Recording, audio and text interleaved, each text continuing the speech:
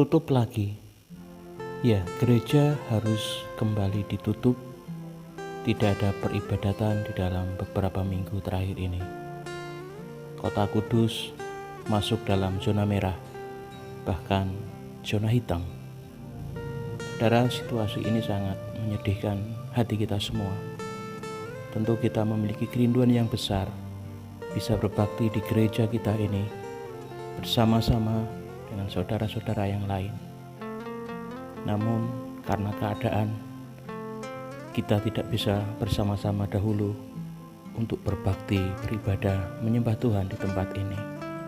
Bapak Ibu Saudara harus lebih bersabar, menanti keadaan lebih kondusif, sehingga kita boleh nanti akan kembali bersama-sama untuk beribadah di tempat ini. Sementara ini kita masing-masing beribadah di rumah.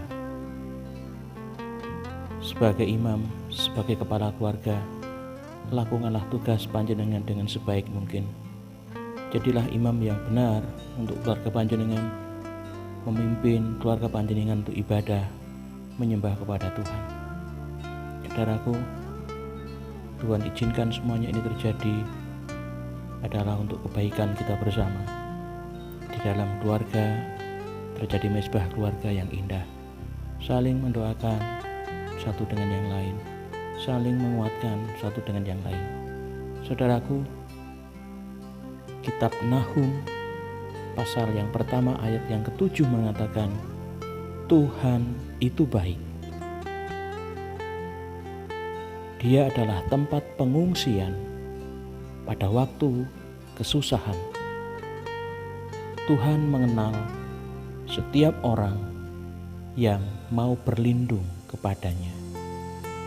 Saudara-saudaraku, kalau saat ini kita dalam keadaan sehat, kalau saat ini kita masih bisa bersama-sama dengan keluarga kita, kalau saat ini kita masih bersama-sama bisa melayani Tuhan, mungkin kita bisa dengan mudah mengatakan bahwa Tuhan itu baik.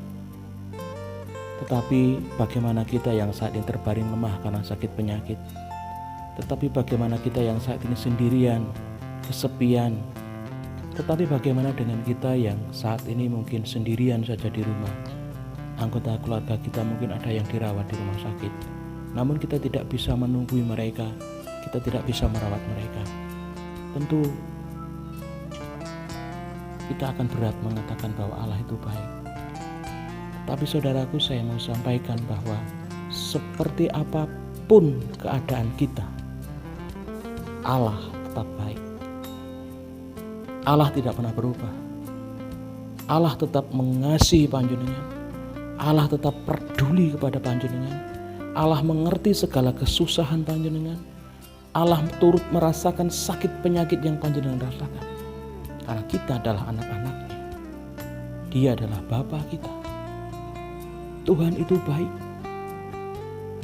Dia adalah tempat yang tepat untuk kita mengungsi di waktu hati kita mengalami kesusahan, di waktu hati kita mengalami kesesakan, kekhawatiran, kecemasan.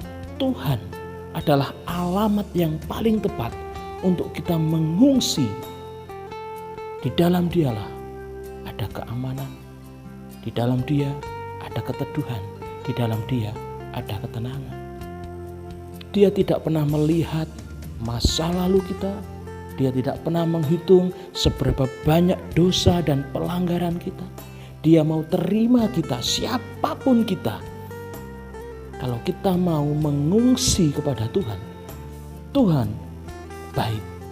Dia tetap mau terima kita, mau mendengarkan kita, dan mau menolong setiap saya dan saudara. Kebaikan Tuhan yang lain adalah Dia mengenal saya dan saudara. Betapa indahnya ketika Tuhan mengenal saya dan panjenengan. Tuhan mengenal kita. Dia mau menolong kita. Dia begitu peduli kepada kita. Dia sangat mengasihi kita. Asalkan kita mau datang kepada Dia, mau berlindung di dalam Dia, mau berbalik kepada Allah, hidup di dalam pertobatan, maka ketika kita datang berbalik kepada Allah, ikuti apa yang menjadi aturannya Tuhan, mengikuti apa yang menjadi konsep yang sudah Tuhan berikan untuk kita lakukan dalam kehidupan ini.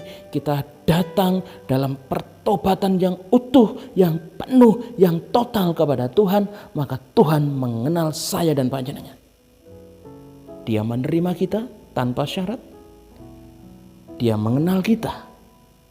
Dan ketika Allah mengenal saya dan saudara, maka Dia akan menolong kita. Dia akan mengangkat kita. Dia akan menopang kita dengan tangan kanannya yang penuh kuasa itu. Dan saat ini jika saudara mengalami kelemahan tubuh, saat ini mungkin saudara mengalami kesusahan, kekhawatiran, tempat yang paling tepat untuk mengungsi adalah di dalam Tuhan. Carilah Dia. Datanglah kepada Tuhan dengan penuh penyesalan pertobatan akan setiap kesalahan dosa-dosa kita dengan sepenuh hati, dan terimalah mujizat daripada Allah. Pertolongan Allah akan nyata dalam hidup panjenengan. Percayalah, Yesus adalah sahabat kita. Tuhan yang setia, tidak pernah meninggalkan saya dan saudara. Dia adalah penjaga Israel yang tidak pernah terlelap. Dia akan terus menyertai kita sepanjang masa, sepanjang waktu, setiap detik. Dia tidak pernah lelah melihat, memperhatikan, menyertai, dan memberkati kula lan panjenengan. Tuhan Yesus setia, Dia sahabat kita dalam segala susahku. Dia selalu menghiburku. Dia mengerti bahasa tetesan air mata. Walau badai mengamuk dan gelombang menerpa, Tuhan Yesus setia. Tuhan Yesus memberkati kita semua. Shalom.